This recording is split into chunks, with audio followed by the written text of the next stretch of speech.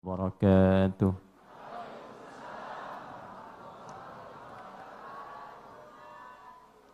Alhamdulillahilladzi jama'ana fi hadzal masjidil karim mu'minin, dzakirin, muta'allimin.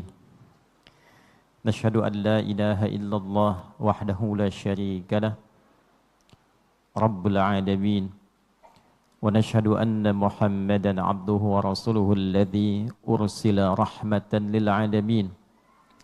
Allahumma fasalli wa sallim wa barik ala hadzal nabiyil karim ar-rasulil amin nabiyyina wa sayyidina Muhammadin wa ala alihi at-tahirin wa sahbihi ajma'in wa dzurriyyatihi wa ummatihi ila yaumiddin wa ba'd. Yang kita muliakan, semoga dengan apa yang kita mohonkan ini juga dianugerahkan kemuliaan lebih baik di sisi Allah Subhanahu wa taala.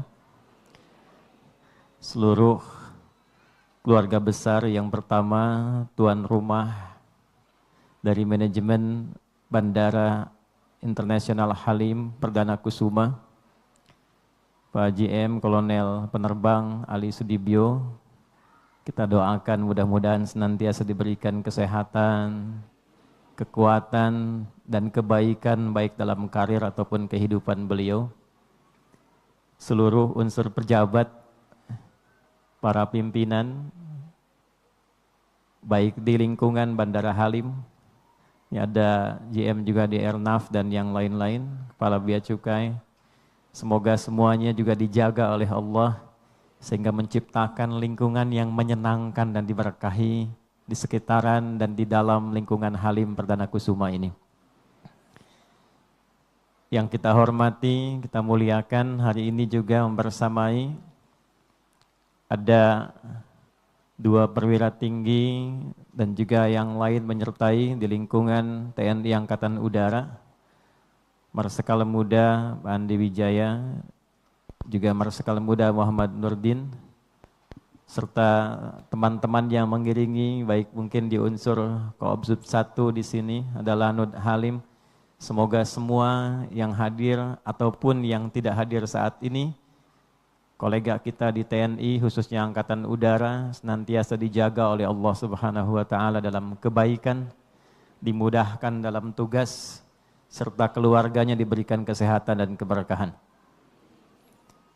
DKM dan seluruh yang bertugas di Masjid Baitus Salam Al-Matar ini, baik yang menginisiasi lahirnya masjid ini, yang bertugas dari awal, mungkin sebagian telah meninggalkan kita ataupun yang masih hadir hari ini, yang menginisiasi kajian awal ini yang insya Allah akan diteruskan.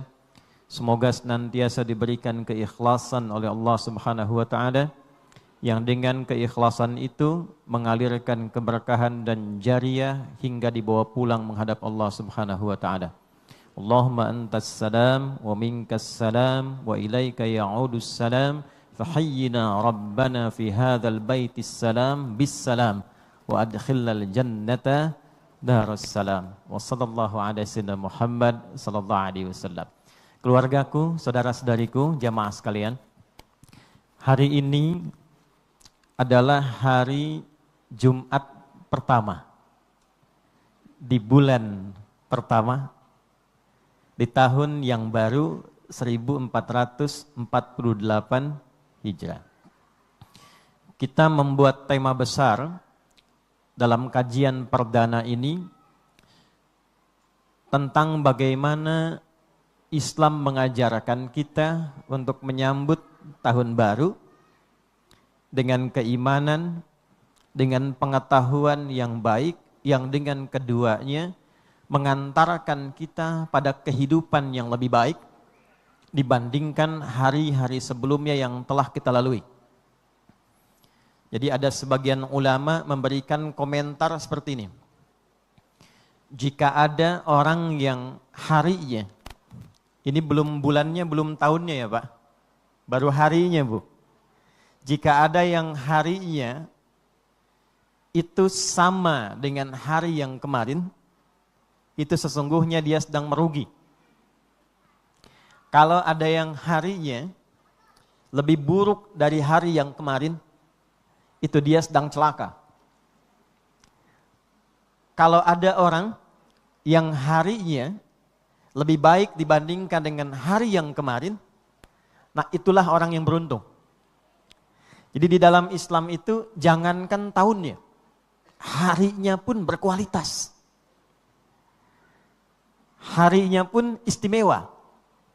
Jadi sebelum kita berbicara tahun, di dalam Islam itu setiap harinya, jamnya, menitnya, bahkan detiknya, itu ditampilkan oleh Al-Quran dengan momentum-momentum yang harus diisi dengan kegiatan positif sehingga berkualitas. Sama saja rugi. Saya tanya nih yang suka dagang bisnis ya. Kalau bapak misalnya dagang, ibu dagang, punya modal 24 juta. Kemudian setelah transaksi selesai pulang, kembalinya 24 juta juga. Untung tidak? Rugi tidak? Rugi. Karena keluar tenaga, hilang waktu, hilang pikiran. Itu dibayarnya pakai apa? Jadi kalau ada orang berniaga 24 juta, kembalinya 24 juta juga, itu dalam konsep standarnya itu bukan kembali modal, rugi. Karena ada kegiatan tenaga, kegiatan pikiran, kehilangan waktu, tapi tidak menghasilkan apapun dengan modal yang telah diberikan itu. Sekarang saya tanya, kalau modalnya 24 juta, kembalinya cuma 12 juta, rugi tidak? Ah, itu celaka namanya. Karena setengah dari modal yang dimiliki sudah hilang. Jadi Islam itu mengajarkan kepada kita bagaimana mengisi setiap waktu itu punya nilai lebih dibandingkan dengan hari-hari sebelumnya yang telah kita lalui. Nah sekarang pertanyaannya, kita baru bicara hari ya, belum tahun nih. Jadi butuh 365 pembahasan itu. Setiap hari satu kan. Ini baru kajian perdana sudah harus merekap 365 hari itu. Jadi sekarang pertanyaannya, bagaimana Islam mengajarkan kita supaya bisa mengisi setiap hari itu berkualitas, sehingga kualitas itu terakumulasi sampai dengan 1 tahun dan melahirkan sesuatu yang berbeda dengan tahun-tahun berikutnya.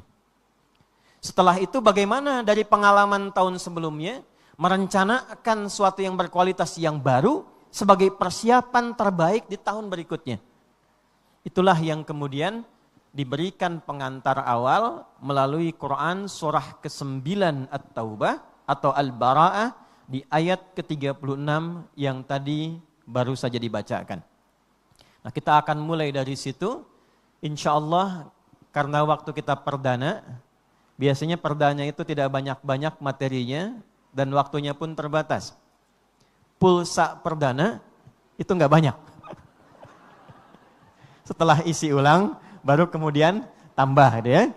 Oleh karena itu kita sekarang batasi dulu ayatnya di Quran surah 9 ayat 36 untuk menguatkan hadisnya, hadis riwayat Imam Muslim nomor hadis 1967 dari sahabat rawinya Abu Bakrah, nama aslinya Nafi' ibnul Harith radhiyallahu taala anhu. Nanti kita bacakan hadisnya.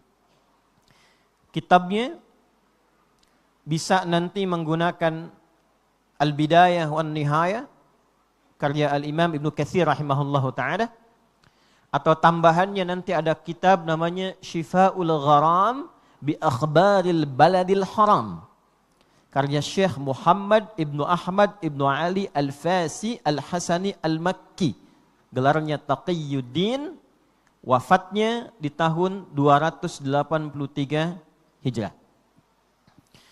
Baik, kita mulai dari ayatnya dulu, kita baca kembali, lalu kita keluarkan apa pesan di ayat itu yang menuntun kita menyusun agenda tahun-tahun baru lebih baik dibandingkan dengan tahun-tahun sebelumnya. A'udzubillahi minasyaitonirrajim. catatan sedikit, termasuk untuk qori kita, untuk dibacaannya bagus sekali.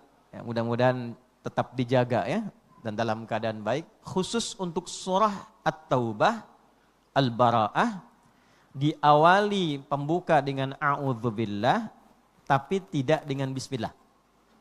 Ya, baik dibaca dalam keadaan tartil, murattal, ataupun mujawwad. Mujawwad itu tadi yang pakai nagam, pakai lagu tadi ya. Informasi dulu sebentar Bu.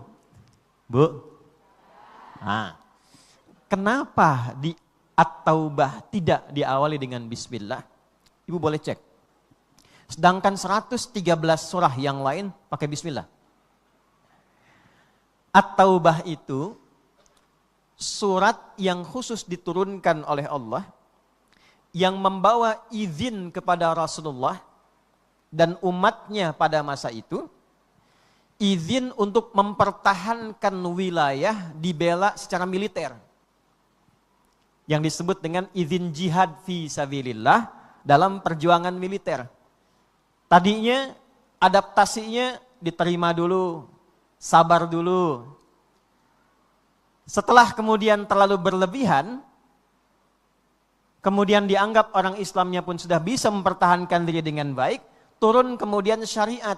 Dasar ini yang menjadikan dalam lingkungan umat Islam yang tinggal di negara manapun sebagai kewajiban untuk membela negaranya sebagai ungkapan untuk penghambaan kepada Rabbnya.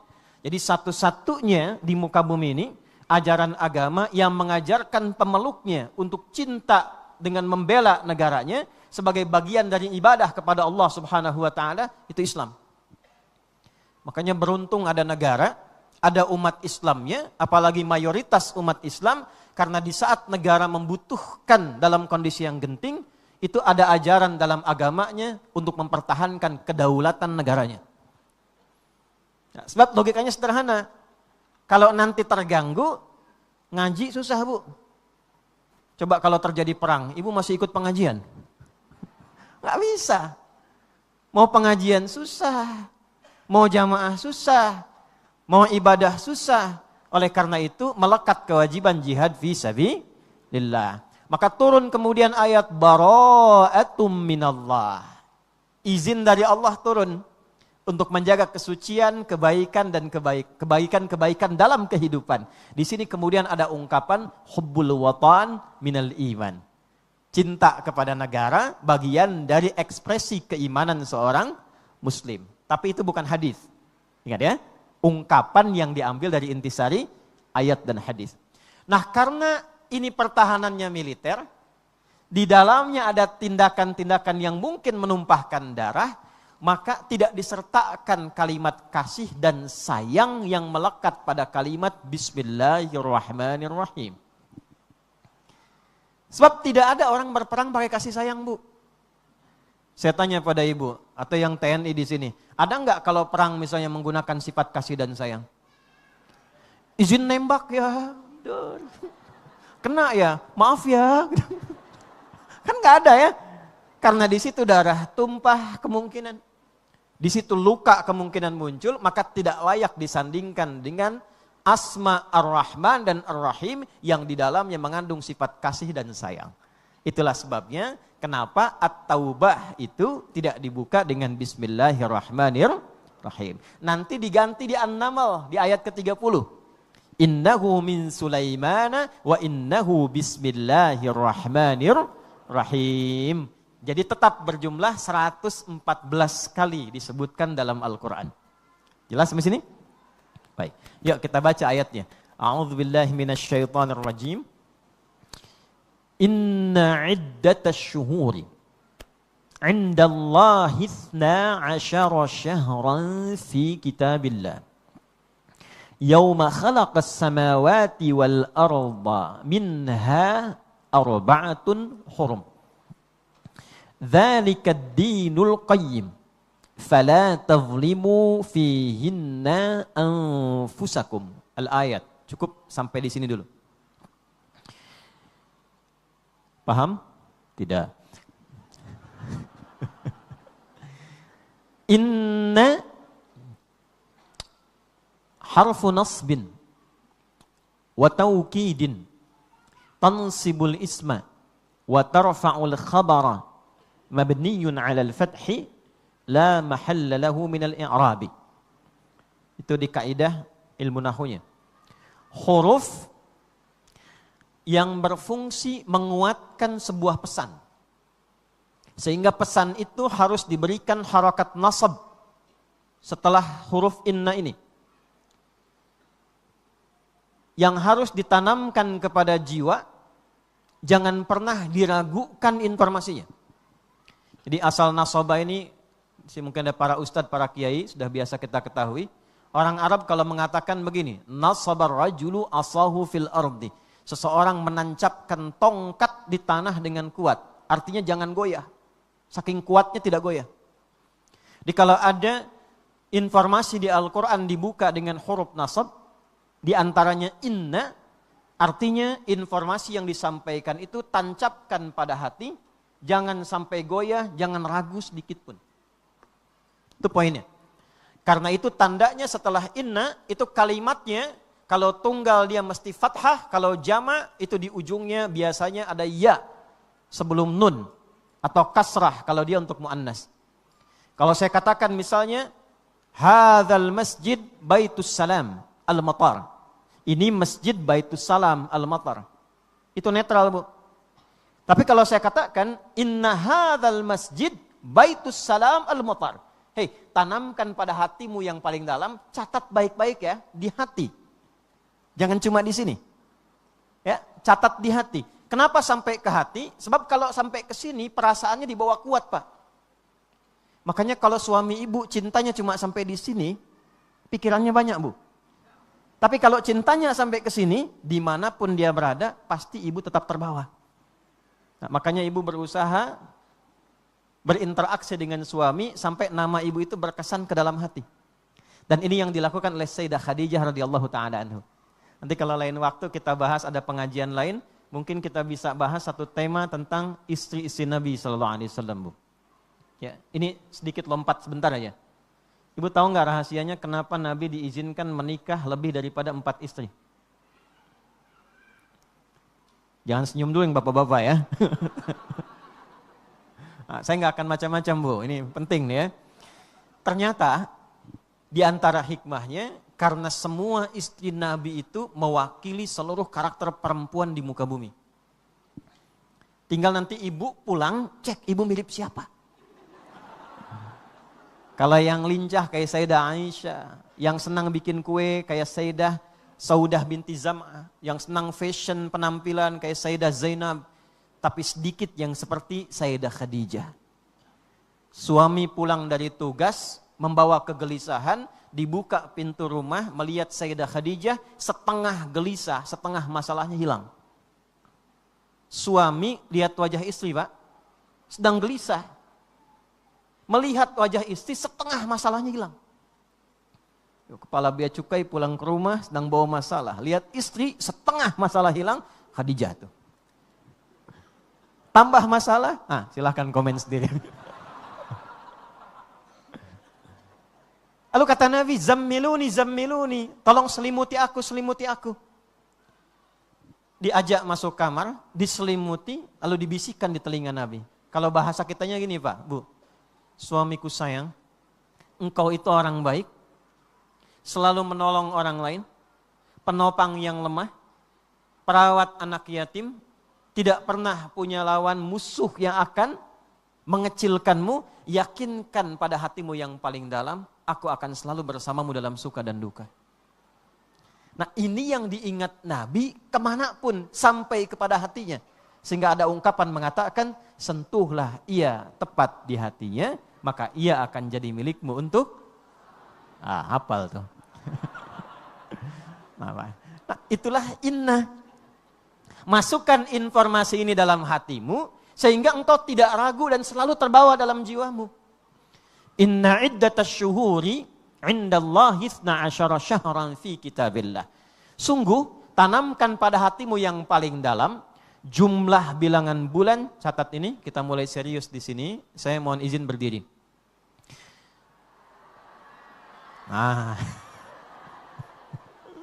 Baik, pelan-pelan ya. Jumlah bilangan bulan dalam setahun yang ditetapkan oleh Allah.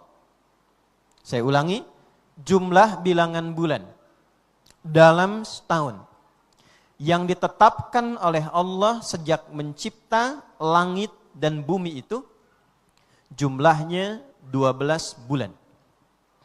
Ada berapa, Bu? Ibu, Bapak boleh cek di kitab mana yang disucikan. Di kitab suci mana kita menemukan kalimat yang mengandung informasi yang secara langsung mengatakan setahun itu jumlahnya 12 bulan. Al-Quran menyampaikan itu. Dan menariknya, nanti kita urai. Minha arba'atun hurum. Dari 12 ini, aku tata, aku bagi waktunya yang diberikan sebagai inspirasi kepada hambaku untuk memanage waktu 12 bulan ini. 4 bulan diantaranya jadikan sebagai bulan hurum. Nanti kita bahas. Dzalika dinul qayyim. Inilah konsep beragama yang benar.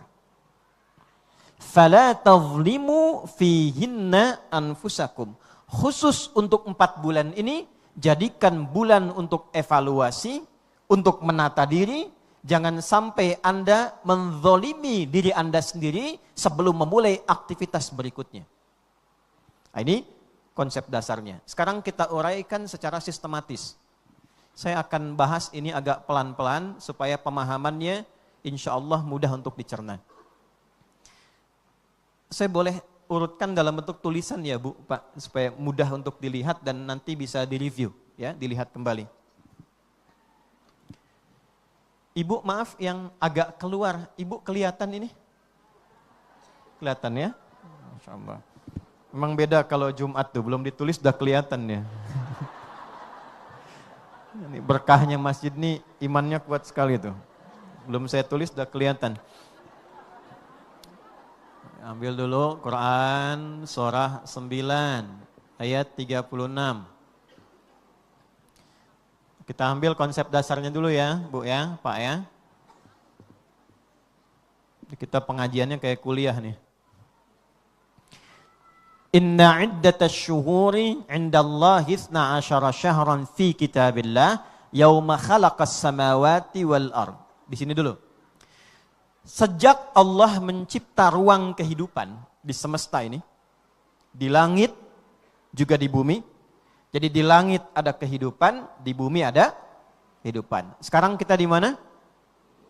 Ya, di Baitus Salam, di Al-Matar ya. Masuk daerah bumi. Nah, sebelum bumi ini dicipta untuk kita tinggali dan berkehidupan di dalamnya, Allah sudah menyampaikan kepada kita tentang konsep kehidupan yang teratur. Kita ambil buminya dulu. Sejak bumi, terkait kita ya, dicipta, bersamaan dengan penciptaan bumi ini, Allah mengiringi konsep penciptaannya di ruang yang telah dicipta, ada ruang di sini, dengan waktu yang mengiringi aktivitas yang dikerjakan di ruang ini. Jadi di sini kalau konsep fisikanya agak lebih keren sedikit, ada konsep penciptaan ruang dan waktu. Di sini ada ruangnya, bumi, di sini ada waktunya. Apa yang Allah desain dalam penciptaan ruang dan waktu ini? Ditetapkan ruang untuk beraktivitasnya, untuk kita, yaitu bumi, ini ada manusia. Beraktivitasnya di mana?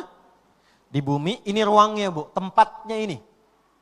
Nah ketika kita masuk ke tempat ini, saat akan menjalani aktivitas, Allah berikan di saat yang sama saat ruang ini diciptakan, waktu yang mengiringi aktivitas kita. Tidak ada orang hidup yang tidak diberikan waktu dalam menjalani aktivitasnya. Ada ruang, ada waktunya. Desainnya apa? Dalam setahun kehidupan di bumi ini, diurutkan jumlahnya ada berapa? 12 bulan. 1 tahun, berapa bulan? 12 bulan. Ini dulu pelan-pelan. Nanti kalau ingin lebih detail kita akan temukan. Setiap bulannya ada berapa pekan. Setiap pekannya ada berapa hari. Setiap harinya ada berapa jam. Setiap jamnya dibagi berapa waktu. Lengkap dalam Quran. Lengkap kita temukan. Misal kita temukan dalam nanti sebulan ada pekan. Pekannya pun langsung dinamakan puncaknya dengan Jumat. Sekarang ini Jumat. Nanti konsep Jumat ketemu Jumat kita akan temukan. Dan kenapa disebut dengan Jumat? Ada penjelasan lagi. Pernah nggak ini yang pria-pria, yang muslim, yang ikhwan, pernah nggak kita berpikir dan bertanya, kenapa setiap masuk Jumat, zuhurnya diganti menjadi Jumat dan ada khutbahnya? Apa artinya Jumat? Kenapa disebut dengan Jumat? Ada makna apa dalam Jumat? Mengapa 2 rakaat dalam zuhur itu diganti dengan khutbah? Itu ada petunjuknya, ada maknanya.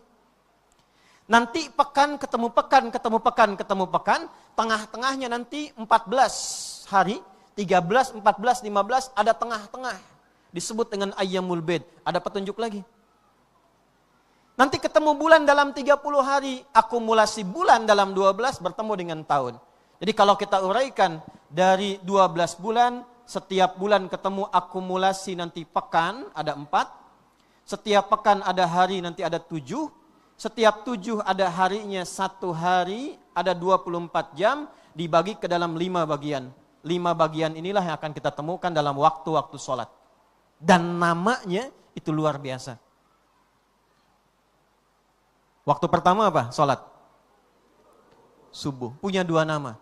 Satu subuh, yang kedua fajar. Pernah nggak bertanya, apa artinya subuh? Apa artinya fajar? Setelah itu apa? Zuhur. Apa artinya zuhur? Bukan sholat siang Pak, siang itu nahar. Waktunya nahar, sholatnya kenapa namanya zuhur? Setelah zuhur apa? Asar itu bukan sore, sore itu bahasa Arab masa. Masa al-khair. Kenapa waktunya sore, sholatnya namanya asar? Setelah itu apa? Maghrib. Setelah maghrib apa? Isya. Kenapa waktunya disebut lail? Kan malam. Tapi sholatnya bukan sholat lail, sholatnya sholat isya. Lail itu malam Bu. Ya, lail, layali, layla, lili, lala itu artinya malam. Ibu leli, ibu malam-malam tuh. Ya. Nah, tapi sholatnya namanya isya. Nah, di situ kita akan temukan rahasianya. Cuma karena judul kita sekarang masih tahun, menyambut tahun baru, kita batasi di sini dulu nih. Nanti kalau kita ada kajian lanjutan, kita baru terangkan ke sini, sampai ke sini, sampai ke sini. 7 hari ini, jadi begitu selesai dalam sehari, kita bawa sepekan jadi 7 hari, dan dahsyatnya nama kita sebagai manusia di dalam Al-Quran ditampilkan dengan 5 nama. Ada 5 waktu sholat, dibagi ke dalam 5 waktu, nama manusianya 5, dalam 5 itu ditemukan kata Bani Adam disebutkan 7 kali dalam Al-Quran, dan 7 ini dibawa untuk menjalani pedoman hidup kita 7 hari dalam sepekan. Dievaluasi kemudian di hari Jumat pekanan, dikembangkan dalam bulanan, dibawa ke dalam manajemen tahunan.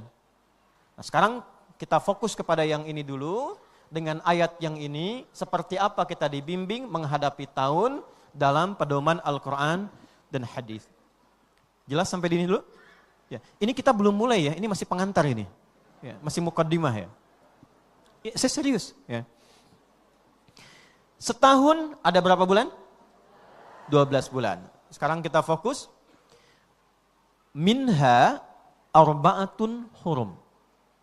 Dari 12 bulan ini, cobalah Anda bagi untuk beraktivitas. Maka masuk pada kategori manajemen waktu. Manage ini, atur.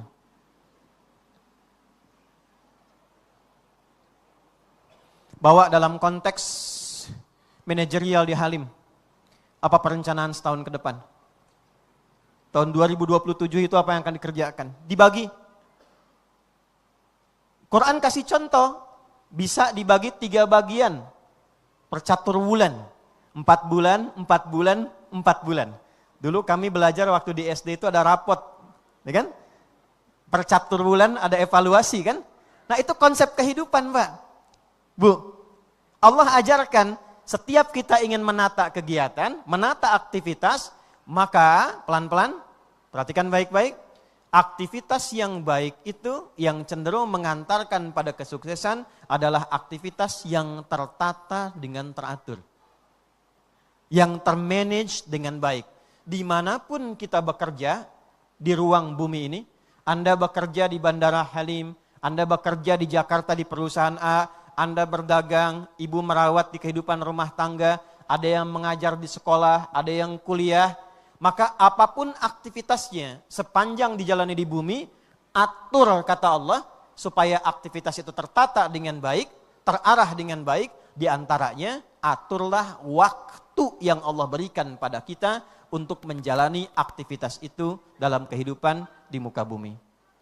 Aturan besarnya yang 1 tahun Allah bantu kita ambil 4 bulan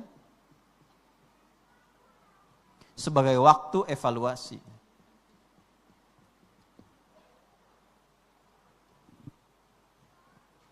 Pelan-pelan.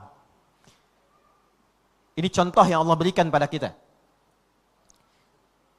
Ambil 4 bulan sebagai waktu evaluasi. Jadi kalau 12 bulan diambil 4, sisa berapa? 4. Nah yang paling menarik nanti kita akan temukan dalam peristiwa rapat para sahabat sepeninggal Nabi. Diambil konsep ini di konsep kehidupan yang tertata setahun, diberikan nama di dalamnya. Secara singkat, 12 bulan ini dibagi ke dalam 3 aktivitas besar utama. 4 bulan pertama, 4 bulan kedua, 4 bulan ketiga. Yang 4 bulan pertama ini langsung diberikan oleh Allah sebagai bimbingan dasar bagi kita semua. 1, 4 bulan evaluasi. Sebelumnya ada 4 bulan untuk menjalani aktivitas. Sebelumnya ada 4 bulan persiapan. Pelatihan, training bahasa kitanya. Pembelajaran.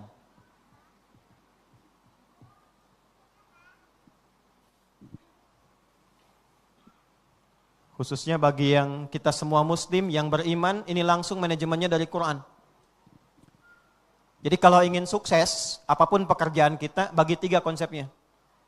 Jangan mengerjakan apapun sebelum kita pahami apa yang ingin kita kerjakan. Pelajari dulu, berlatih dulu, tata dulu, sehingga apa yang kita kerjakan itu basicnya sudah diisi dengan pengetahuan yang kokoh. Nanti diturunkan dalilnya di Quran surah ke-17 di ayat ke-36.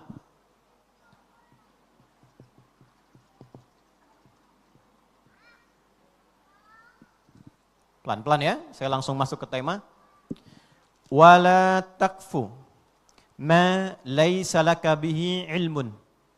Innas sam'a wal basara wal fuada kullu ulaika kana anhu mas'ula. Jangan pernah Anda menjalani aktivitas apapun atau mengikuti aktivitas yang diminta oleh orang lain tanpa dasar pengetahuan yang jelas. Innas sam'a, sungguh semua sumber pengetahuan itu pendengaran, wal basara, penglihatan, wal fuada, dan kedalaman pengetahuan kita itu, semua sumber informasi ini, kullu ulaika kana anhu mas'ula. Satu saat akan ditanya oleh Allah Subhanahu wa taala.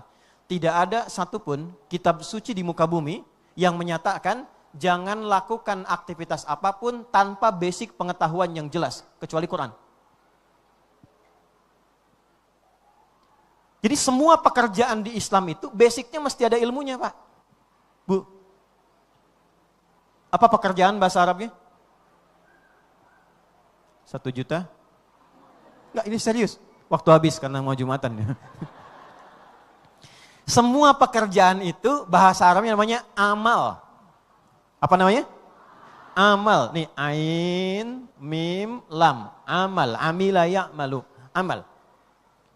Misal, di mana Pak Ali bertugas bekerja? Ana a'mal mudiran fi maqar Halim Perdana Kusuma. saya bekerja, beraktivitas sebagai GM misalnya di Bandara Internasional Halim Perdana Kusuma. A'mal, aina Ustadz Adi ta'mal? Ana a'mal ustadzan fi jami'at misalnya, Universitas Pendidikan Indonesia. Ustadz Adi kerja di mana?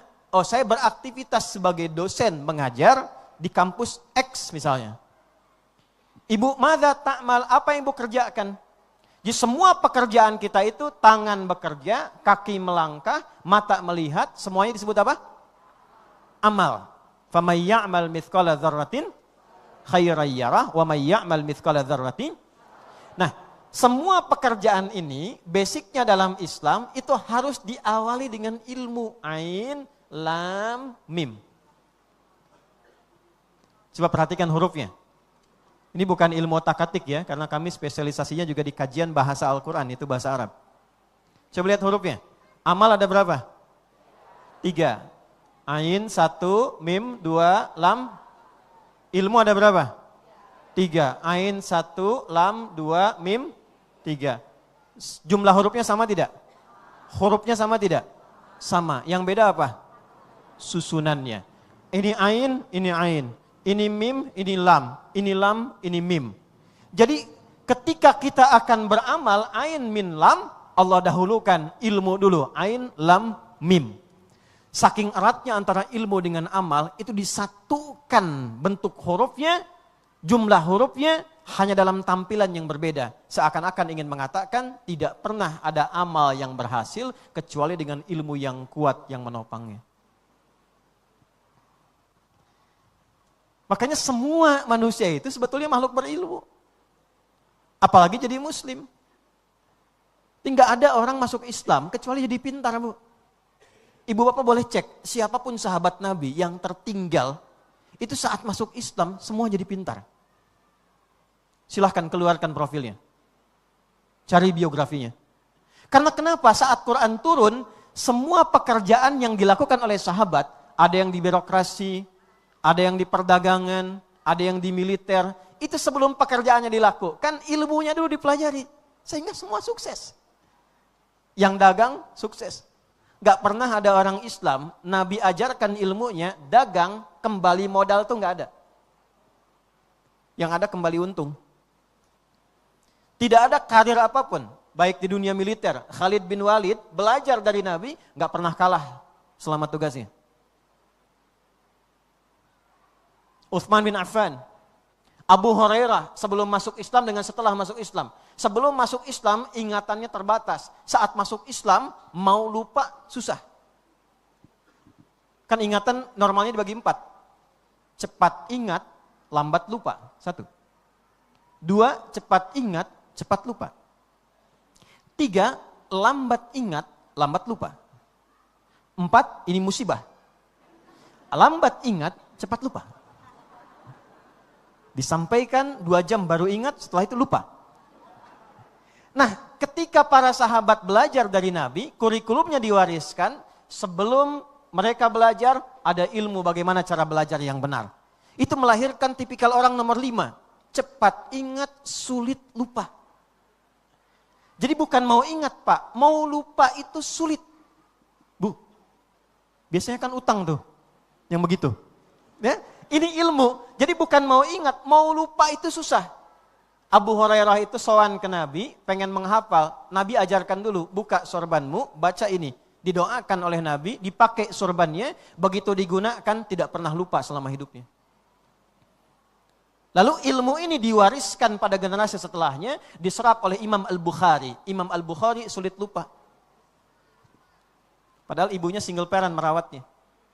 Nah, tapi dasarnya apa? Basicnya adalah jangan pernah kerjakan apapun kecuali dengan dasar pengetahuan yang jelas. Ini poinnya dulu 1. 1, kita dapatkan ilmunya. Pengetahuannya. Bagi. Ini teman-teman di Bandara Halim ada program yang akan dilakukan untuk tahun depan misalnya. Begini. Pertanyaan dasarnya, basic research-nya apa? Sudah ada risetnya atau belum? Yang akan melakukannya study training atau belum? Bagaimana pelatihannya? Bagaimana ujinya? Apa alat ujinya? itu dibagi oleh Quran. Termasuk teman-teman yang akan masuk kuliah di kampus. Apa yang mau dicapai? Jadi ahli apa? Sudah riset kampusnya belum?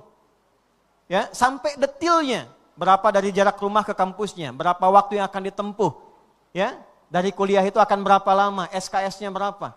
Saya masuk kampus mengamalkan isi Quran, sebelum masuk saya pelajari dulu isinya. Saya waktu mau ke Tripoli, itu sampai tanya, di sana itu jarak dari masjid ke apartemen, ke asrama, itu berapa meter? Dari situ ke perpustakaan berapa meter? Perpustakaannya ada berapa ruangan? Kitab ini ada di mana saja? Dosennya siapa saja? Mata kuliahnya apa? Belajarnya akan berapa lama? Jadi begitu sampai ke tujuan, kita sudah mengerti apa yang akan harus dilakukan. Nah, ini basic yang diajarkan dalam Al-Quran. Jangan pernah kerjakan apapun kecuali dengan dasar pengetahuan yang kokoh. Jelas? Satu. Nah, sekarang kita bawa ke dalam diri kita dulu, jangan tinggi-tinggi. Karena semua yang akan kita kerjakan harus ada ilmunya. Pekerjaan itu pertama kembali pada tubuh kita. Ini materinya agak dalam, mudah-mudahan bisa disampaikan dengan ringan. Mata bekerja tidak? Apa pekerjaan mata? Melihat. Telinga bekerja tidak? Apa pekerjaan telinga? Demikian sampai ke ujung kaki. Berarti sepanjang mata beramal, telinga beramal, sampai kaki beramal, itu pun pasti konsepnya ada ilmunya. Karena tidak ada ilmu yang tidak dibuktikan lewat amal. Sebagaimana tidak ada amal yang tidak melekat ilmu di dalamnya. Bila tidak belajar ilmu tentang memandang, maka berpotensi salah melihat. Kalau melihatnya salah, sementara melihat ini adalah alat untuk merekam di dalam akal kita, ditembuskan pada jiwa kita. Kalau yang dilihat salah, otomatis yang difikirkan pun akan salah. Ini teman-teman kalau keluar dari masjid ini, salah lihat sendal, itu pikirannya akan salah. Kalau pikirannya sudah salah, hatinya pun pasti salah. Jelas? Makanya kenapa nanti dalam Islam kita akan temukan ilmu untuk membantu mata, bagaimana caranya memandang. Ini mulut, kalau kita nggak belajar ilmu tentang berbicara, bisa salah ucap, Bu. Salah ucap, bisa salah yang kita dapatkan. Resikonya bisa besar. Betapa banyak orang kehilangan jabatan karena salah ucap. Kan? Betapa banyak orang berselisih karena salah bicara, kan? Ya? Itu kalau pengumuman salah disampaikan salah jam, diumumkan aja. Keberangkatan harusnya jam 5, disampaikan jam 6 misalnya. Penumpang karena dengar jam 6, santai dulu, tiba-tiba berangkatnya ketinggalan pesawat, bisa ribut. Kalau ada delay, salah mengucapkan, salah menginformasikan, salah menyampaikan informasinya, tidak disampaikan dengan baik, maka potensi terjadi sesuatu yang tidak diharapkan. Tuh, maka bicara pun itu ada ilmunya.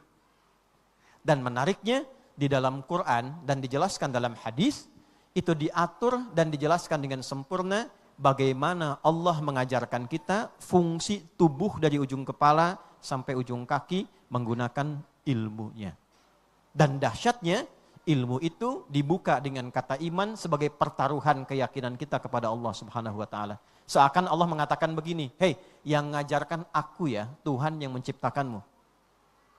Pertaruhkan keimananmu dengan menggunakan ilmuku yang engkau bawa untuk bersikap dalam kehidupan." Pertanyaan dasarnya, ketika menyambut tahun baru 1448 Hijrah ini, bagaimana Quran mengajarkan kita untuk menata tubuh kita dari ujung kepala sampai ujung kaki dengan menggunakan ilmu yang langsung diajarkan oleh Allah Subhanahu wa taala tanpa ragu.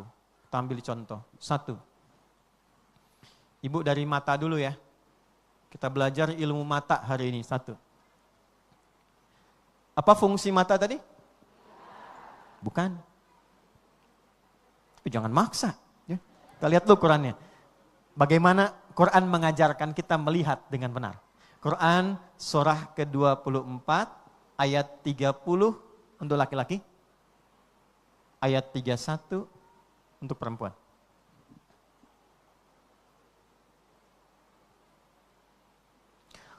Qul, katakan ya Muhammad sallallahu alaihi wasallam, lil mu'minina, bagi pria-pria yang masih merasa punya iman.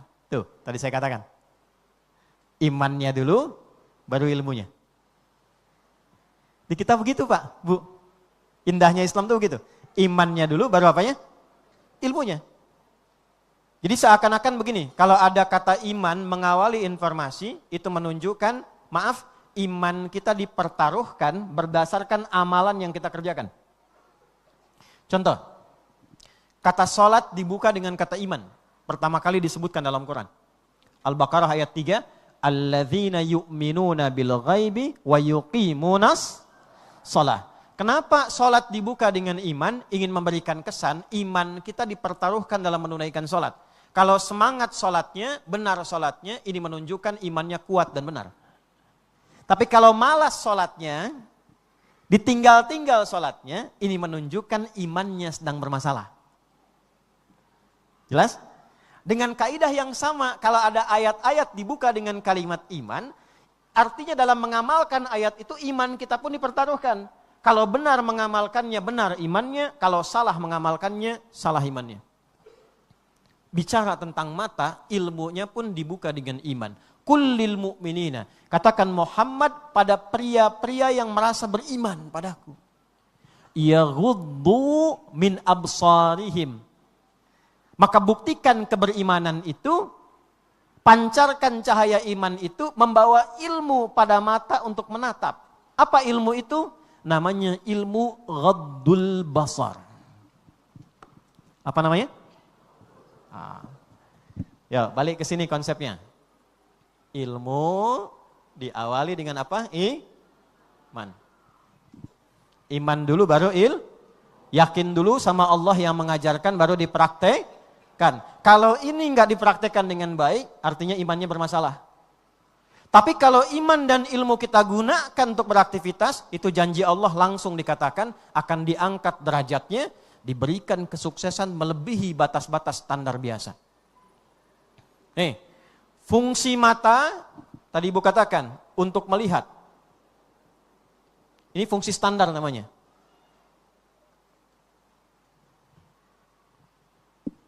Jangankan manusia, hewan pun melihat. Ayam melihat tidak, Bu? Walaupun agak rabun. Kambing melihat tidak? Elang melihat tidak? Lebih tajam. Mata elang dibandingkan dengan kita lebih tajam elang. Dihisab tidak? Tidak ya? Kita dihisab tidak? Baik, perhatikan. Kalau hanya bicara fungsi melihat, jangankan manusia, hewan pun melihat.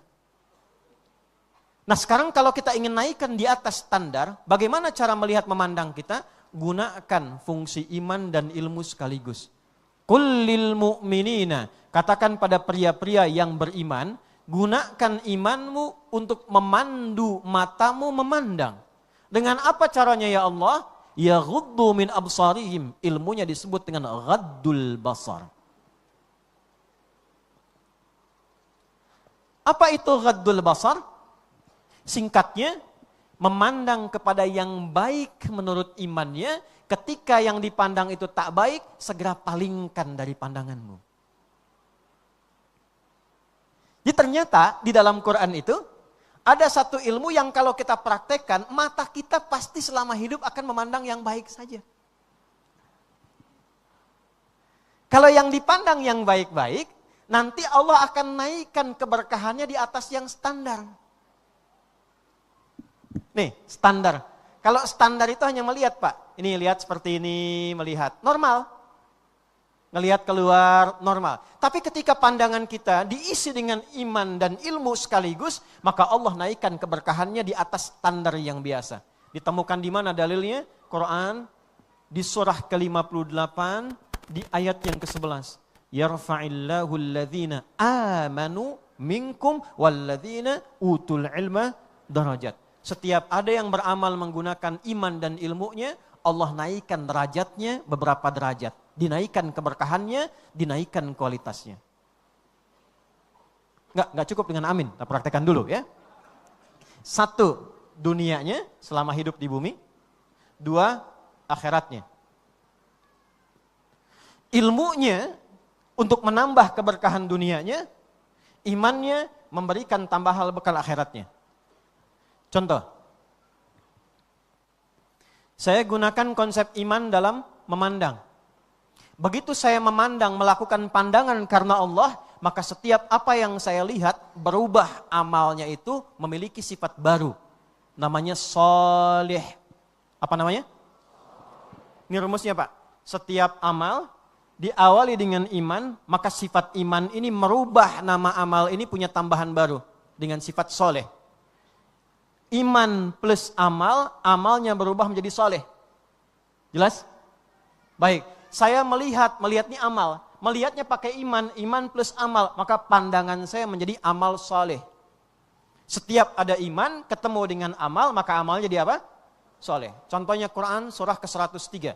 Wal asr, innal insana lafi illal ladzina amanu. Iman dulu, wa amilus solihat. Maka dengan iman, amal itu menjadi apa? Soleh.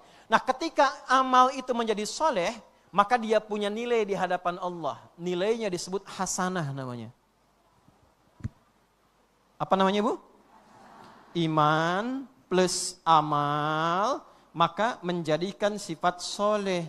Ketika pekerjaan jadi soleh, dia punya nilai namanya apa? Hasanah. Nah, hasanah ini punya dua sifat. Awas, jangan ragu ya, karena dibukanya dengan inna tadi, jangan pernah ragu. Satu sifat dunia, dua sifat akhirat. Sifat dunia disebut berkah namanya, barokah.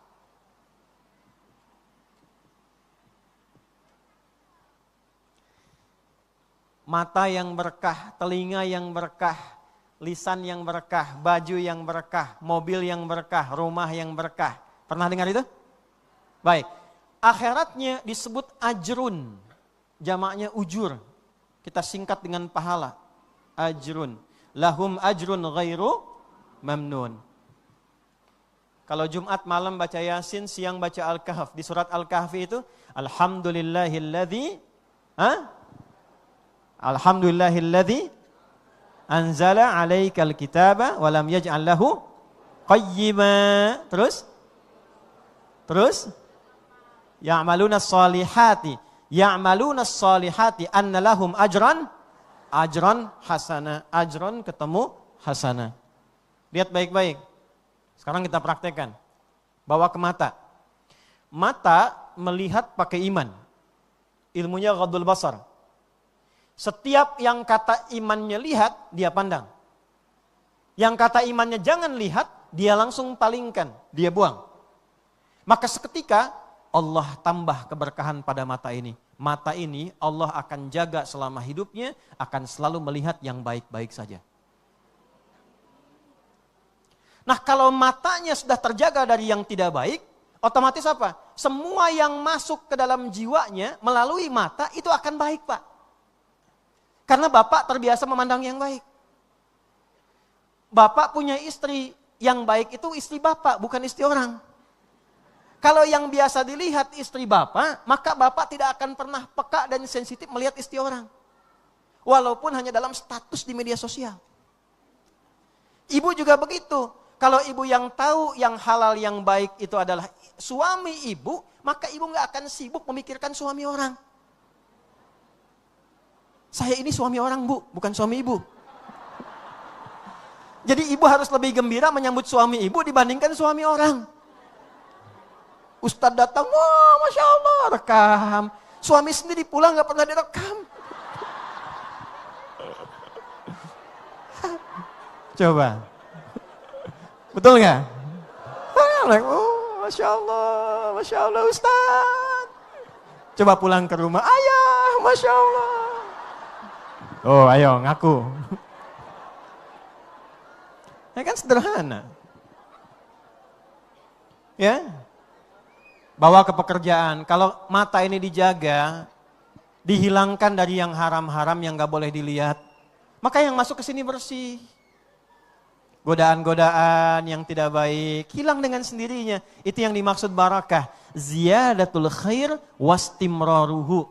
bertambah kebaikan-kebaikannya, dan dijaga oleh Allah konsisten sampai dia meninggal pulang. Saya ambil contoh, di antara sahabat yang matanya Allah berkahi selama hidupnya, sampai mendapat gelar khusus yang melekat pada beliau. Ibu kenal Ali bin Abi Thalib? Kenal di mana? Sayyidina Ali bin Abi Thalib itu punya gelar khusus selain radhiyallahu ta'ala anhu. Gelarnya karramahullahu wajhah. Allah telah memuliakan wajahnya, pandangannya selama hidupnya sampai wafat. Kenapa? Maaf. Jangankan di luar tubuhnya. Pada aurat utama tubuhnya pun selama hidup tidak pernah melihatnya. Gitu. Saking dijaganya oleh Allah pandangannya sehingga terjaga selalu memandang yang baik-baik. Masya Allah. Itu baru mata. Coba bayangkan, sumber informasi pertama setiap ngelihat yang baik, senang. Yang tidak baik, palingkan. Jadi kalau selama ini maaf, Quran baik tidak? Masjid baik tidak? Orang sholat baik tidak? Baik. Kalau kurang suka melihat masjid, berarti ada pandangan yang selalu digunakan pada yang tidak baik. Sehingga pandangannya nggak berkah. Kalau kurang tertarik melihat Quran, mushaf untuk melihat saja, sudah merasa nggak nyaman, maka boleh jadi mata ini sering digunakan pada yang tidak baik. Mata hanya akan menjadi soleh ketika dia terhindar dari yang salah. Ini dasarnya. Jadi ketika Anda mengatakan, saya ingin menyambut tahun baru dalam Islam dengan iman dan ilmu, maka praktekkan bahwa iman dan ilmu itu sebagai fondasi tubuh kita untuk beraktivitas, menyambut aktivitas di tahun baru ini. Bagaimana caranya memandang menggunakan iman dan ilmu. Kalau itu kemudian kita pakai, saya sekarang mau lihat di pengajian, bismillah saya niatkan mandang karena Allah. Maka secara otomatis Allah perintahkan pada malaikat, catat si fulan memandang karenaku dengan iman dan ilmunya, berikan hasanah untuk akhiratnya. Diberikan 10 poin kebaikan di sini. Itu yang kita sebut pahala, Pak. Kegiatannya selesai. Pengajiannya tuntas, pakaiannya hilang, meninggal nggak akan dibawa ini Pak. Tapi apa yang kita pandang, itu poin yang dituliskan, itu yang kita bawa pulang. Itu yang kita sebut dengan pahala. Di mana ditemukannya? Quran surah ke-6. Di ayat berapa? 160. Man jaa bil hasanati falahu asyru amthaliha.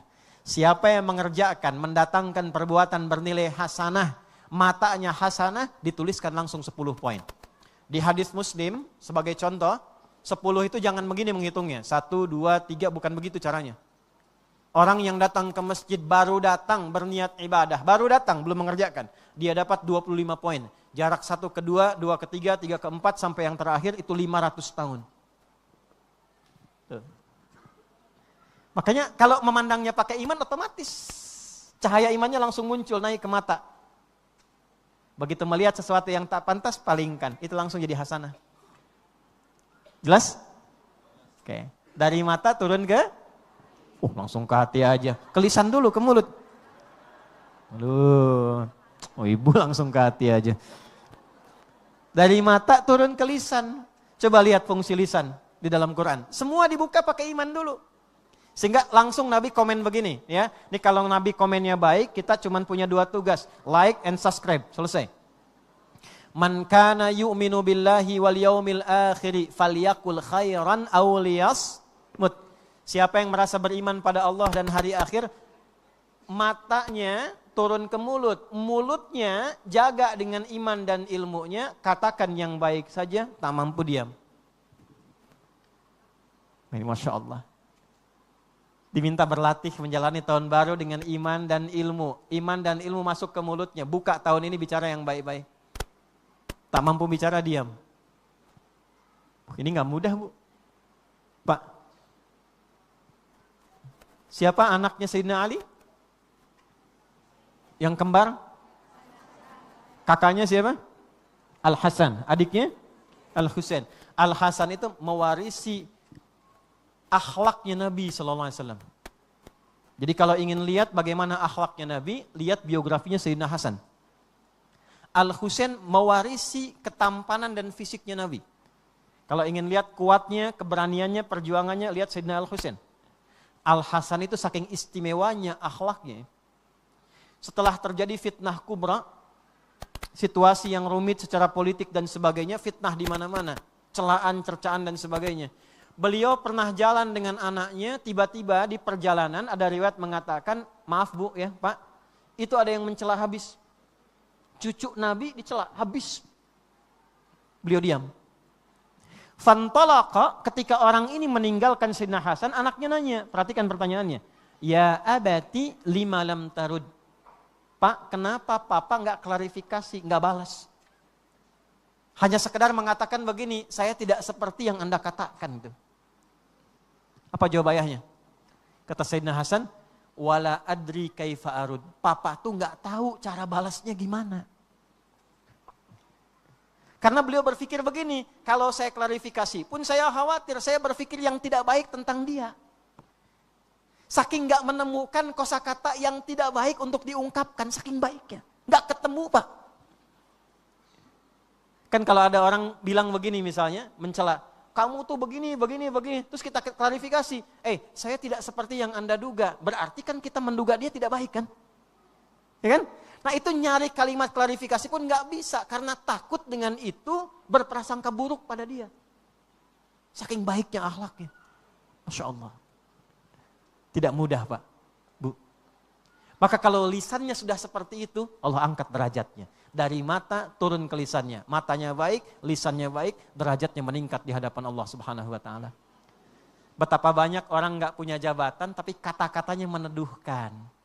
Diapresiasi, di dunia diapresiasi. Itu lihat tuh kata-katanya teduh, baik, tenang, nyaman. Digabungkan mata dengan lisan, praktek, pulang dari sini, habis Jumatan keluar. Tiba-tiba lihat misalnya ada iklan, auratnya terbuka. Imannya kemudian mengatakan, jangan lihat kata imannya, itu enggak boleh. Melanggar kehormatan, ghaddul basar, ilmu pakai, palingkan. Lisan langsung istighfar, astagfirullah. Dapat 2 poin. Amalan lisan, amalan mata. Tapi enggak boleh terlambat. Lisannya istighfar, matanya enggak berpaling, astagfirullah. Salah ini pasang. Latihan. Nah tugas kita menjalani hidup sebagai pribadi di situ dulu Pak. Nanti dari lisan turun sampai ke ujung kaki. Idealnya ini yang dimaksud tasbih harian. Tasbih harian itu begitu. Idealnya demikian. Nah bagaimana cara melatih kita supaya otomatis semua bagian tubuh kita itu bersikap baik. Karena ilmu dan amal, ilmu dan iman dipakai menjalani aktivitas setiap berganti tahun, hari dan bulan. Maka Allah turunkan cara yang mudah dan lebar. Dalam bahasa Arab, cara dan mudah dan lebar disebut syariat namanya. Apa namanya? Di syariat itu jalan artinya, dia kata syara. Jalannya bagaimana? Caranya bagaimana? Turun satu. Diturunkan, nih caranya. Lewat satu ibadah yang kalau dikerjakan semua bagian tubuh ujung kepala sampai ujung kaki otomatis langsung jadi baik. Nama amalannya sholat. Apa namanya? Sholat. Maka ketika diturunkan perintah sholat, langsung dijelaskan fungsinya. Quran surah 29 di ayat ke-45. Innas sholata tanha 'anil fahsya wal munkar. Sungguh sholat itu kalau benar dikerjakannya, maka semua isi dalam sholat itu akan langsung menaikkan iman, dan iman itu membantu mengalir ke seluruh tubuh kita, membantu tubuh kita tercegah dari 2 sumber keburukan. Jadi kalau maaf ya, ada seseorang berbuat dan bertindak buruk, sumbernya cuma 2. Satu fahsya, keburukan yang bersumber dari syahwat.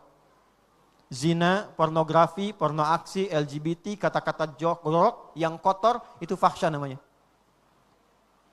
Mungkar, semua keburukan yang sumbernya nafsu perut dan akal. Diingkari langsung oleh hati. Menipu, merampok, menghilangkan nyawa, korupsi dan turunannya, itu mungkar. Jadi kalau sholatnya benar dikerjakan, dilatihlah dalam gerakan dan bacaan sholat, supaya tubuh ini terbiasa berbuat baik. Ya. Kita barangkali 10 menit lagi ya, karena persiapan Jumat. ya untuk kondisikan saf ya. Sepakat ya Bu ya? Nah, saya dalami dulu di satu contoh ini. Jadi kita langsung belajar praktek. Saya tidak ingin yang muluk-muluk membahas ini jauh-jauh panjang-panjang tapi nggak bisa diamalkan. Sekarang teorinya ini, prakteknya ini, menyambut tahun barunya seperti ini, prakteknya bagaimana? Yuk sekarang kita lihat ya. Saya terangkan 5 menit terakhir saya bawa ke dalam konsep yang lebih umum. Salat itu semua gerakan dan bacaannya bukan sekedar gerakan dan bacaan formalitas. Tapi semuanya ada maknanya. Ada artinya. Contoh. Ini saya cepat sekali. Kita berdiri sama, laki-laki perempuan. Berdiri ini tegak, kakinya kalau mau ideal sejajar dengan bahu. Tidak terlampau begini, lebar, tidak terlampau rapat begini. Sejajar dengan bahu. Menghadap kiblat, angkat tangan sejajar dengan bahu di sini, hadwaman kibaihi. Atau sejajar dengan daun telinga di sini, Ibnu Majah, hadisnya. Diucapkan Allahu Akbar, kemudian telapak yang kanan menutup punggung yang kiri begini, atau menggenggam seperti ini, atau di sini, sampai sini, tidak sampai sini, sampai sini. Jelas? Begini, atau begini. Disimpan kemudian di dada, dadanya sodrun. Sodrun tuh ma bainan nahri wal batni. Jadi sini ada rongga kosong di sini. Ya, nanti saya jelaskan. Jadi seperti ini, di sini bisa begini, bisa begini. Ada riwayat mengatakan di perut begini tapi agak lemah. Yang di sini ini sangat lemah. Ya, jadi yang agak tengah-tengah yang lebih agak kuat dibanding riwayat-riwayat yang ada itu di sini, sodr. Sodr itu di sini. Jadi antara dada bagian atas nahar ini dengan batnun perut di sini rongga kosong. Nah ini baru takbir begini sampai di sini itu ada artinya Pak, Bu. Saya percepat. Nanti kitabnya banyak. Ya ada asrarus shalah, nadharat fi ma'ani shalah dan seterusnya. Contoh, berdiri tegak begini apa artinya? Saya agak cepat, mohon maaf. Dalam menjalani kehidupan, jadi apapun Anda, aktivitas apapun yang dikerjakan, sepanjang masih menegakkan diri kita, mampu kita berdiri, jangan pernah gantungkan kehidupan kita pada orang lain. Tawakal pada Allah, tapi tegakkan diri Anda dengan semua kemampuan yang telah Allah berikan kepada kita. Jangan punya mental peminta, jangan punya mental pengemis, tapi tegakkan diri kita dan jalani kehidupan dengan kokoh. Jelas? Baik.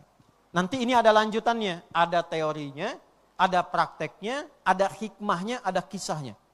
Nah kisah tentang berdiri ini nanti dialami oleh sahabat Abdurrahman bin Auf. Diajarkan oleh Nabi sampai beliau menjadi pedagang yang sangat sukses. Cuma kalau saya jelaskan ini nanti terlalu panjang berlebihan, tidak sampai saya nanti ke sedekap. Ya. Saya jelaskan dulu cepat. Kemudian mengangkat tangan begini. Sejajar dengan bahu atau bisa sampai di sini. Tapi fungsinya apa? Mengangkat tangan seperti ini maksudnya ketika Anda hendak sholat, tersambung khusyuk dengan Allah, maka pasrahkan dirimu, buang urusan dunia ke belakang. Jadikan hanya Allah yang besar, yang agung saja. Yang lain semua kecil, buang semua.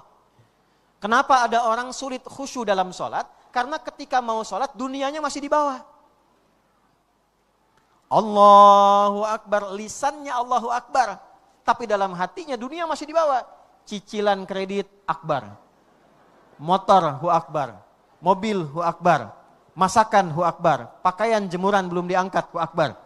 Ya, itu yang menjadikan begitu takbir karena nggak dibuang dunianya, itu masih melekat dalam benaknya. Setan tinggal numpangin. Ada setan khusus dari 9 jenis setan yang bertugas menggoda manusia. 1 setan bertugas menggoda orang sholat. Namanya khanzab. Ya, di Abu Daud dikatakan, kata Nabi, kalau adzan berkumandang dia lari, setelah adzan selesai dia balik, iqamat dia lari, setelah qomat dia balik, begitu orang bertakbir baru dia goda. Nanti cek saat Jumat ya. Itu sebelum Jumatan, sebelum takbir, itu kita bisa fokus. Begitu Anda takbir, Allahu Akbar, yang tidak ingin Anda ingat bisa ingat. Di ceramah saya yang sekarang ini, nanti akan muncul saat takbir nih. Ya, ada setan namanya Khanzab goda Anda. Itu setan itu. Begitu muncul itu. Ya, ingat itu. Kata Nabi, hatta la yash'ural musalli kam raka'atan yusalli. Sampai nanti ada orang yang sholat tidak sadar berapa rakaat sedang menunaikan sholatnya. Udah nggak usah, iya saya tahu pelakunya itu, udah. Pokoknya hadisnya begitu. Nah, kuncinya bagaimana? Buang urusan dunia ke belakang. Lalu ini, telapak tangan kanan, punggung yang kiri, simpan di sini. Ini ada kisahnya. Awalnya begini Pak. Makanya di mazhab Maliki, riwayat-riwayat Imam Malik, itu sholatnya begini. Allahu Akbar. Ini menunjukkan hadis awal, namanya irsal. Tapi ada kejadian yang menjadikan Nabi setelah itu mencontohkan sedekap. Dengan turunnya Quran surat 11 di ayat 114. Kejadiannya cepat. Sebelum sholat dimulai, datang seorang sahabat mengaku berbuat salah, minta dihukum pada Nabi. Ya Nabi, saya barusan salah. Saya takut kalau saya meninggal dihukumnya di akhirat. Mumpung masih di dunia, ya Nabi hukum saya. Untuk membebaskan nanti potensi hukuman akhirat. Makanya yang pedang-pedang jabatan ini mesti hati-hati, termasuk kita juga yang tidak menjabat. Kalau ada masalah, selesaikan di dunia. Di akhirat lebih rumit. Sekaligus ini pun memberi kepastian bahwa jangan sampai menyimpulkan kalau nggak dihukum di dunia, bebas, masih ada akhirat. Itulah kenapa ada akhirat, untuk memberikan keadilan yang sempurna, supaya orang yang merasa punya kuasa dengan harta, ilmu, dan kedudukannya di dunia, tidak menyimpulkan dia bebas dari nilai-nilai keadilan. Maka apa yang terjadi? Tiba-tiba Nabi katakan, udah sholat dulu. Saat sholat itulah turun Quran surat 11 ayat 114. Aqimis sholata tarafain nahar wa zulafan minal lail innal hasanati yudhibnas sayyi'at. Selesai sholat, tiba-tiba orang itu menuntut Nabi, ya Rasulullah, tadi kan setelah sholat saya mau dihukum, saya minta hukuman. Kata Nabi, kamu telah dibebaskan oleh Allah dengan turunnya ayat tadi. Dengan sholat itu menggugurkan otomatis dosa-dosa kecil yang telah kita lakukan. Maka turun hadis, as-salawatu ila salawat, wal jumu'atu ila jumu'ati, wa ramadan ila ramadan, kafaratun lima bainahunna, ma lam takunil kabair. Salat satu ke salat yang lainnya, Jumat ke Jumat, pekanan, Ramadan ke Ramadan sampai dengan tahunan, otomatis menggugurkan dosa-dosa kecil sepanjang bukan dosa besar. Jadi salat nih, subuh nanti zuhur salat, itu antara subuh ke zuhur, dosa-dosa kecilnya gugur seketika. Sepanjang bukan dosa besar, atau yang diniatkan sengaja berdosa. Makanya para pejabat, para pimpinan kalau ngasih sambutan, saya koreksi sedikit. Mohon maaf Bapak Ibu sekalian, jika ditemukan kesalahan baik yang disengaja ataupun yang tidak disengaja. Pertanyaan saya, kenapa Anda sengaja bikin salah? Udah cukup aja maafkan bila pasti ditemukan kesalahan. Gak usah ditambah, baik yang disengaja. Pertanyaannya, kenapa sengaja bikin salah? Itu niat namanya. Jelas? Oke, balik tuh. Setelah itu apa yang terjadi? Maka ditunjukkanlah seperti ini. Turunlah bacaan doa iftitah atau istiftah. Kenapa ada iftitah? Kenapa ada istiftah? Karena doanya ada 9. Yang pendek dibaca iftitah, yang panjang dibaca istiftah. Apa hubungan dengan sedekap seperti ini? Nih, ini menutup sodrun. Sodrun ini pintunya setan, jamaknya sudur. Setan masuk waswas lewat sini. Alladzi yuwaswisu fi sudur. Masuknya dari sini. Di balik sodrun ada kolbu. Di dalam kolbu ada nafas. Di dalam nafas ada nafsu dan takwa. Setan masuk lewat nafsu supaya menyingkirkan takwanya. Takwa dan nafsu, nafsu nama lainnya fujur. Adanya dalam nafas. Ditempatkan di Quran surat 91. Di ayat 7 sampai 10. Wa nafsi wa ma sawaha fa'alhamaha fujuraha wa. Di nafsun ada nafsu namanya fujur. Di dalamnya ada takwa, yang bisikin takwa malaikat, yang bisikin nafsu itu setan. Malaikat disebutkan 88 kali di Quran, setan disebutkan 88 kali dalam Al-Quran. Maka itulah sebabnya kenapa dalam jiwa kita selalu ada pertarungan. Kadang pengen baik, kadang pengen buruk. Yang dorong kebaikan malaikat, yang dorong keburukan setan. Nah kalau Bapak Ibu misalnya umpamanya disupport yang godaan setannya, provokasi setannya, maka keluarlah lewat sini tindakan-tindakan yang buruk. Tindakan buruk biasanya digambarkan oleh bagian kiri. Aliran kiri buruk, pemikiran kiri cenderung tidak baik. Yang kanan-kanan selalu digambarkan umumnya pada yang baik-baik. Maksudnya apa ditutup begini? Tidak ada manusia yang sempurna karena masih ada nafsu dalam dirinya dan masih ada setan yang berdinas dalam hidupnya. Jangan menyimpulkan menjadi orang suci, sepanjang manusia pasti pernah berbuat salah. Fala tuzakku anfusakum. Jangan pernah menyimpulkan Anda suci. Tapi kalau pernah berbuat salah, segera tutup dengan yang baik. Karena kebaikan ini sejatinya akan menutup dan menghilangkan keburukan-keburukan. Ini yang dimaksud hadis Nabi, riwayat Mu'adz bin Jabal, serta Jabir bin Abdullah atau Jundub bin Junadah, dicantumkan oleh Imam An-Nawawi dalam Al-Arba'in nomor hadis yang ke-18. Ittaqillaha haitsuma kunta wa atbi'is sayyi'atal hasanata tamhuha. Ini maksudnya. Makanya langsung kita ucapkan Allahumma ba'id baini wa baina khataaya kama ba'adta bainal masyriqi wal maghrib. Khataya jamak dari kesalahan-kesalahan, ya kecilnya ngaku. Jadi begitu takbir begini, Allahu Akbar, ya Allah, saya mengucapkan Allahu Akbar, Engkau Maha Agung, Engkau Maha Besar. Tapi saya mengakui ya Allah, saya hamba yang punya banyak salah. Saya punya banyak kesalahan dan dosa ya Allah. Dan saya malu kalau saya kembali kepadamu membawa kesalahan itu. Maka mohon dalam sholat ini, gugurkan kesalahan saya, jauhkan saya dari dosa seperti Engkau jauhkan timur dan barat yang tidak pernah bertemu. Saya tidak ingin melihat dan bertemu dosa saya di akhirat nanti ya Allah. Jauhkan saya sekarang dengan dosa saya dan gugurkan kesalahan saya meskipun masih dicuci dengan air yang sangat dingin. Itu maksudnya. Baru kita katakan, Allahu Akbar kabira, alhamdulillahi katsira, subhanallahi bukratan wa asila, wajjahtu wajhiya lilladzi fataras samawati wal arda hanifan muslima wa ma ana minal inna salati wa nusuki wa mahyaya wa mamati lillahi rabbil la syarika lahu wa bidzalika umirtu wa ana. Pertanyaannya, paham enggak arti kalimat itu? Itu poinnya. Itu disebut oleh Quran di Quran surah 29 ayat 45. Utslu sebelum sholat, baca dulu, pahami dulu. Pemahaman yang kita baca dan bawa dalam sholat, kita akhiri, itu yang membuat kita khusyuk sekaligus mendapatkan manfaat dari sholat. Ya Allah, aku pasrahkan diriku saat ini kepadamu. Penguasa semesta alam. Bila selama ini aku sholat, aku ibadah wa nusuki, aku hidup, atau Engkau wafatkan aku saat ini dalam sholat ini, ya Allah, Engkau wafatkan aku. Aku pasrah kepadamu. Dan bila pun Kau berikan aku kehidupan setelah sholat ini, maka aku berjanji ya Allah, wa ana minal muslimin, setelah sholat ini, aku akan jadi pribadi yang lebih tunduk kepadamu, lebih baik karenamu, dan patuh pada semua ketentuanmu. Itu poinnya.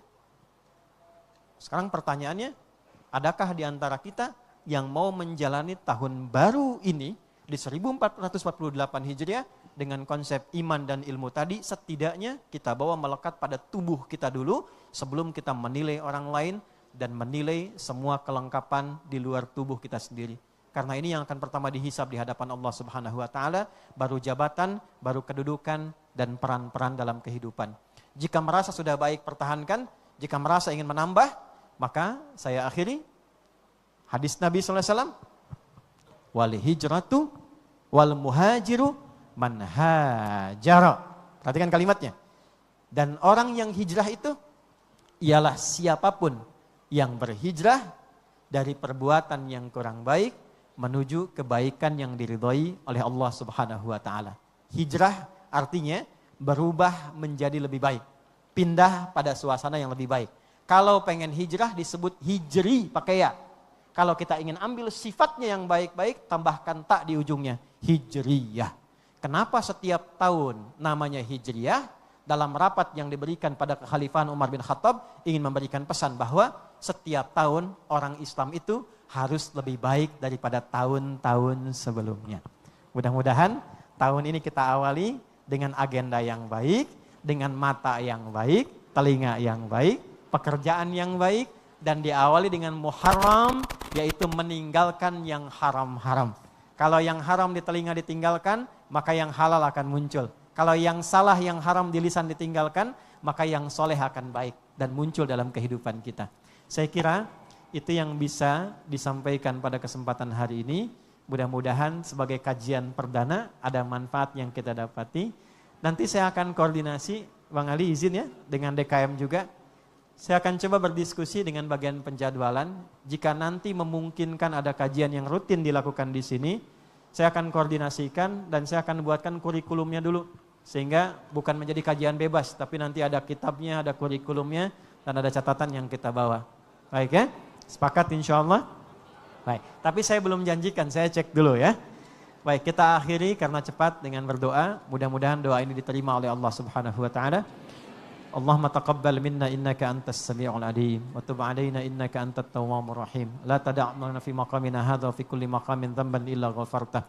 Ya Allah, jangan biarkan ada di area masjid ini dan di area bandara ini keburukan-keburukan dan dosa kecuali Engkau gugurkan seluruh dosa-dosanya.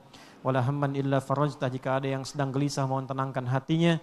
Wala maridan illa syafaitah, jika ada yang sakit mohon sembuhkan. Wala asran illa yassartah, jika ada yang sedang mengalami kesulitan mohon mudahkan segala urusan kehidupannya. Rabbana atina fid dunya hasanah wa fil akhirati hasanah wa qina adzabannar. Wa sallallahu ala sayyidina Muhammad wa ala alihi wa sahbihi ajma'in. Wa akhiru da'wana subhanakallahumma rabbana wa bihamdika nashhadu an la ilaha illa anta nastaghfiruka wa natubu ilaik. Walhamdulillahi rabbil alamin. Wa akhiru da'wana alhamdulillahi rabbil alamin. Thumma assalamu alaikum warahmatullahi wabarakatuh.